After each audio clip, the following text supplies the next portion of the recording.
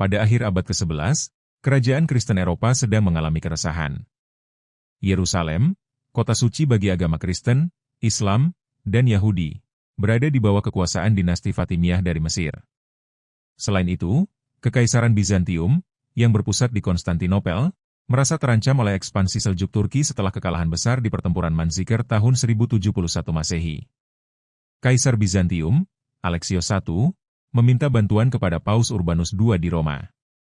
Pada tahun 1095, dalam konsili Clermont, Paus Urbanus II menyerukan perang suci untuk membebaskan Yerusalem. Ia menjanjikan bahwa, siapapun yang ikut berperang akan mendapat pengampunan dosa, pahala, kehormatan, bahkan harta dan tanah. Ada dua kelompok utama dalam ekspedisi ini. Kelompok 1, rakyat biasa. Dipimpin oleh tokoh bernama Peter the Hermit dari Prancis. Ratusan ribu rakyat biasa, termasuk petani, yang tidak memiliki pengalaman militer, minim persenjataan dan akhirnya banyak yang menjadi korban sebelum sampai ke Tanah Suci. Kelompok 2. Tentara profesional. Dipimpin oleh bangsawan dari kerajaan Eropa, seperti Godfrey, Bohemond, Raymond, dan Tancred. Mereka lebih terorganisir dan memiliki pengalaman tempur. Setelah hampir 3 tahun perjalanan dan berbagai pertempuran di sepanjang jalur, pasukan salib tiba di Yerusalem pada Juni 1099. Pada 7 Juni 1099, pasukan salib membangun menara pengepungan dan mesin perang untuk menembus tembok kota. Akhirnya, pada 15 Juli 1099, tembok Yerusalem berhasil ditembus. Pasukan salib memasuki kota. Setelah kemenangan, pasukan salib mendirikan negara-negara Kristen Latin di Timur Tengah, yaitu Kerajaan Yerusalem dan Antiochia, Kaunti Edessa dan Kaunti Tripoli.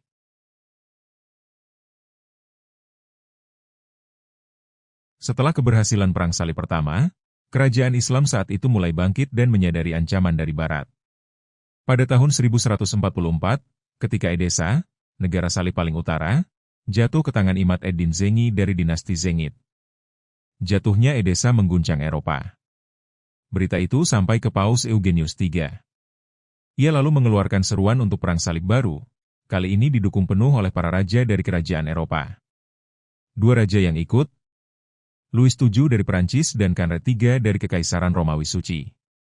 Tahun 1147, pasukan Kekaisaran Romawi Suci bergerak lebih dulu dengan perkiraan 20.000 tentara, menyusul kemudian pasukan Perancis dengan perkiraan 15.000 tentara.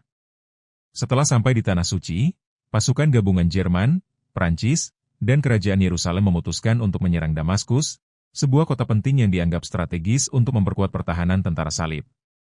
Pada bulan Juli 1148, pengepungan Damaskus dimulai.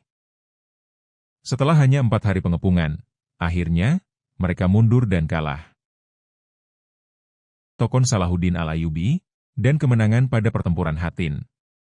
Paus Gregorius VIII segera menyerukan perang salib baru.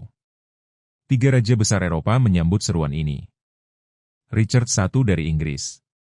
Philip II Augustus dari Prancis. Frederick III Barbarossa dari Jerman.